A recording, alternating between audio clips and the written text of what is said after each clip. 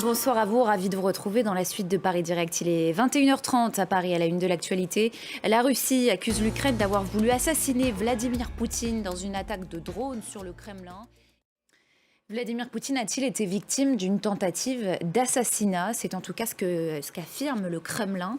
Moscou accuse l'Ukraine d'avoir voulu éliminer le président russe dans une attaque de drone. Information immédiatement démentie par Kiev. Nous n'avons pas attaqué Poutine, affirme le président ukrainien. Clarification avec David Gilberg. Par ailleurs, en Ukraine, la région de Kherson a été ciblée par des frappes russes massives ce mercredi. Le bilan s'est alourdi.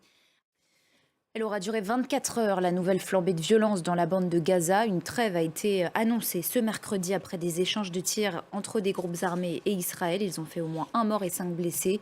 Les bombardements avaient débuté après la mort en prison d'un responsable de l'organisation Djihad islamique. Il était en grève de la faim depuis près de 3 mois. Jules Boiteau. Cette question maintenant, les armes vont-elles enfin se taire au Soudan? L'armée et les paramilitaires s'accusent mutuellement d'ignorer la trêve qui se termine ce soir à minuit.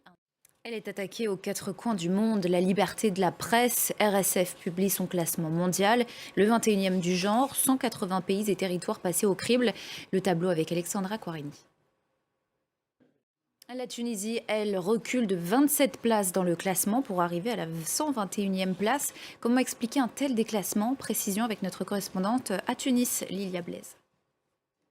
Et c'est la fin de cette tranche d'information. Merci à vous de l'avoir suivi. Paris Direct revient à 22h heure de Paris avec Audrey Racine. Excellente soirée à vous sur France 24.